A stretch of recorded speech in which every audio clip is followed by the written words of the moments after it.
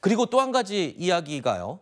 21대 국회 종료를 이제 코앞에 두고 있습니다. 이재명 대표가 연금 개혁안 합의를 하자고 불을 붙였습니다. 어제였는데요. 이동 중인 차 안에서 아까 당심 달래는 멘트를 할 때 또 한 가지 화두를 던진 건데요. 관련 내용 들어보시죠.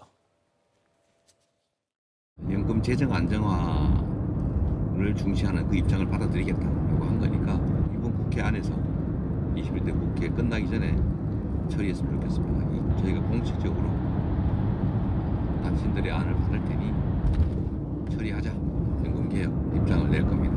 전향적으로 여당이 협력해 주면 좋겠어요. 이후에 이재명 대표는요, SNS에도 연금 개혁안 합의를 압박하는 취지의 글을 올렸습니다.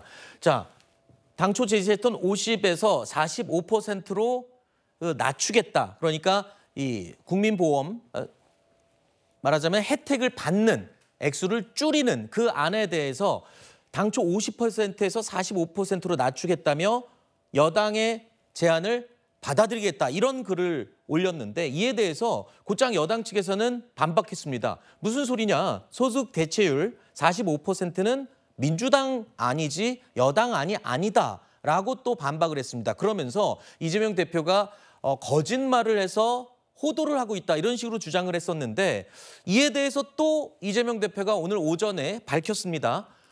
아니다. 정부에서, 그러니까 여당에서 또는 정부에서 개인적으로 나에게 제시했던 안 중에 45% 안이 있었다. 이렇게 분명히 또 밝히고 있거든요. 뭐가 진실입니까? 글쎄요. 그런 안이 있는지는 확인을 해봐야 될 것 같은데 일단 공식적인 입장은 국민의힘은 43% 그리고 네. 민주당은 45%가 맞습니다. 이걸 좀 간단하게 우리 시청자들 알기 쉽게 설명을 드리면 소득 대체율이라고 하는 것은요. 우리가 국민연금으로 받을 돈이 기준소득의 몇 %나 되느냐, 즉 얼마나 받느냐의 문제입니다. 그다음에 보험료율은 우리가 매달 월급으로 받는 돈에서 국민연금으로 얼마나 낼 거냐의 문제입니다. 현재 우리나라의 보험료율은 9%고 소득 대체율은 40%예요. 근데 연금 개혁이 논의되는 이유는 이대로 가면은 연금이 고갈되기 때문입니다. 그래서 그 보험료율을 올려야 되는데 보험료율을 13%까지 올리는 것은 여야가 지금 의견이 일치한 상황입니다. 문제는 소득 대체율인데요. 이것을 더 내고 더 받는 연금 개혁을 하자고 하면서 이제 국민의힘은 43%, 민주당은 45%를 고수를 해오고 있는 것입니다만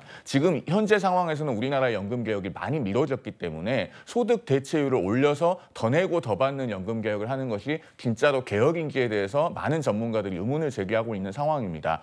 그런 상황에서 지금 이재명 대표가 갑자기 소득 대체율을 45%로 합의를 하겠다라고 한 것인데 그것은 본래 민주당이 아니거든요. 그리고 많은 전문가들은 43%로 올리는 것조차도 어차피 몇 년 뒤에 연금 개혁을 다시 해야 된다. 그렇기 때문에 사실은 소득 대체율은 그대로 두고 보험료율만 올리는 것이 맞다. 이렇게 지적하고 있는 실정이라는 점을 덧붙여 말씀드립니다. 알겠습니다. 이 논란에 대해서 오늘 오전 최고위원회의에서 이재명 대표가 또 명확하게 또 입장을 밝혔습니다. 들어보시죠.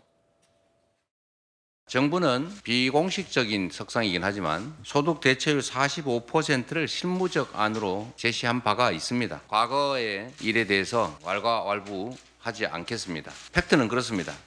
정부가 민주당이 50%를 주장할 때 45% 안을 내서 양당으로 하여금 하게 했던 일이 분명히 있습니다. 더불어민주당은 44%와 45% 사이에 타협할 의사가 명확하게 있습니다. 이제 결단해야 될 때입니다. 연금 개혁을 이번 21대 국회 끝나기 전에 타결을 지을 것을 촉구드립니다. 한쪽에서는 그렇게 얘기하더군요. 28일 날 이 특검법 표결을 앞두고 뭔가 더 강하게 압박을 하기 위해서 연금 개혁안까지 지금 야당에서 던진 거다, 이렇게 얘기를 하기도 하던데요. 그건 좀 과도한 해석 아닐까요? 그래요? 왜냐하면 아까 송영원 의원께서 말씀하신 게 포인트가 있는데 그 더 내도록 하는 9%에서 13%로 올리는 거 있지 않습니까?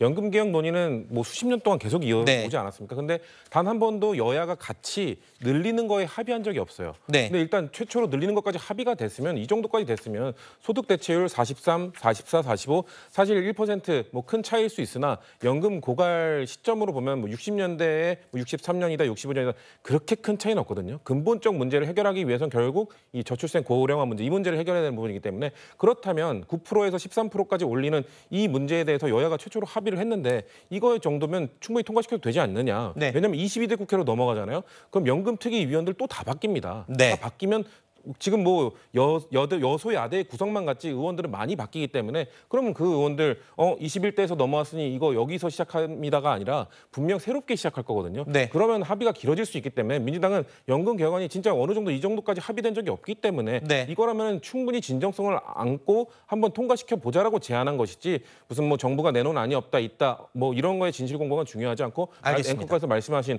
뭐 특검법을 위한 뭐 압박 저는 이것도 좀 별개의 문제로 봐주면 좋겠다는 말씀을 드립니다. 알겠습니다.